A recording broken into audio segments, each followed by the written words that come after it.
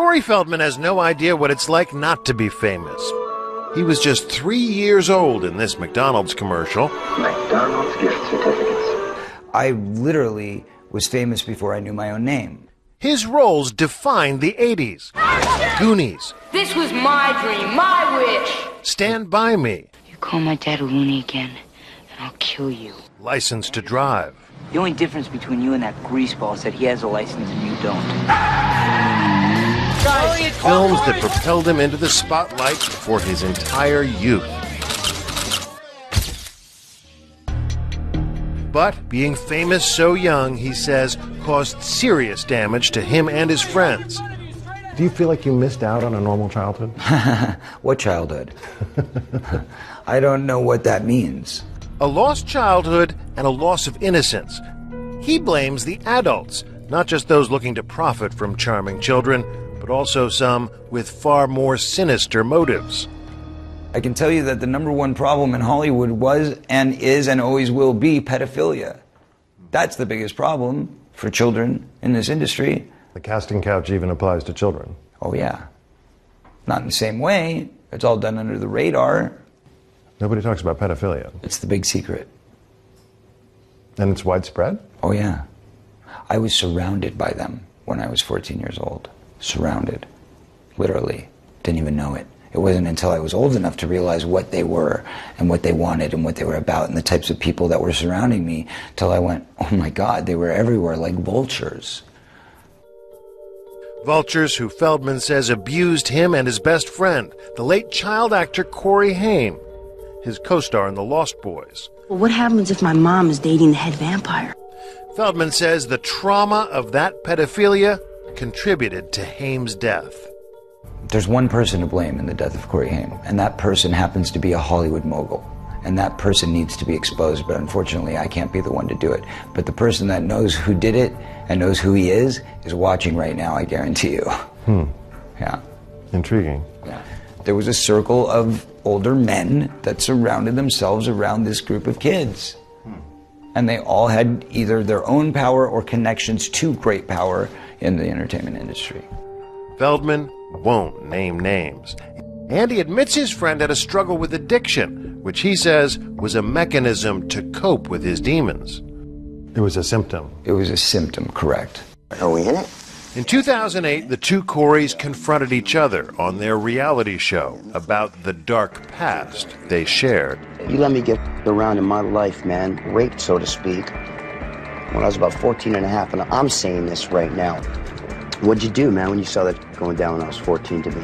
What'd you do? You knew about it. You want to talk about the truth? Okay, well then let's talk about the truth. I was being molested at the same time by somebody else. What'd you do? You know, there's a lot of good people in this industry, but there's also a lot of really, really sick, corrupt people in this industry. And there are people in this industry who have gotten away with it for so long that they feel they're above the law. And that's got to change. That's got to stop. We contacted Corey Haim's mother. In an email, she said, "I'm not willing to discuss or respond to anything Corey Feldman has to say. I wish he would talk about himself only and leave my son out of it." Is there a dark side to child stardom?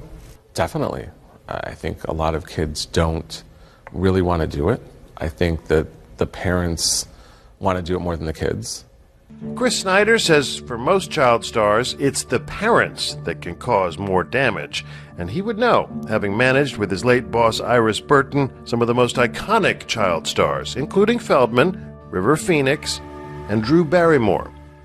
The biggest problem in the whole thing is when the parents start to live through the kids and quit their jobs and buy expensive houses, buy expensive cars, and the parents aren't understanding it's not going to go on forever, and it just wrecks everything. Feldman's parents managed his career until the money came between them. I got legally emancipated by going to the Producer's Pension Health and Welfare Plan myself at 14 years old and saying, what were my earnings and what's left? Earnings, by the time I was 13 years old, $1 million, which is really not that much money, but in those days it was. You know, in the late 70s, early 80s, that was a good chunk of change. And how much was left? $40,000. And guess what? When I went in for the emancipation trial, my father said, since I spent my time with you on your last film and took it away from my office where I should have been focused, instead, I'm going to ask you for that $40,000 back as repayment for the money that I lost in my business. You had to pay your dad? Correct. You can check the court filings. That was a fact. Wow. So I started at 0 at 15 years old, coming out of the hole. We asked the court for the records, but they're sealed. In a statement, Corey's father, Bob Feldman, told us any money that the court awarded is a fraction of his claim. And this was a reimbursement for strictly professional expenses. For instance, private school, a publicist, professional wardrobe, traveling expenses, and lots more. This helped to save his career while he was in trouble with drug problems. I thought I was doing the best for my son, and I am always here for him. Child stardom is not a dream Feldman has for his own son. I'll see you in a minute. He is, after all, one of the few stars who doesn't let his child get photographed on the red carpet. Would you ever put your own kid into the industry? No, absolutely not. Never? Never. I believe that everybody in this world should have the freedom of choice. And child stars don't? Child stars have nothing. They have nothing. They have no choice. I was never taught how to have a family. I was never taught how to raise a child because I wasn't raised properly. I was never taught how to care for somebody because I was never shown genuine love. I was shown business. This is what you do. Here's how you read a contract. I knew how to read a contract by 10 years old, but I didn't know what it meant for somebody to come in and tell me they love me and kiss me goodnight. That's a problem.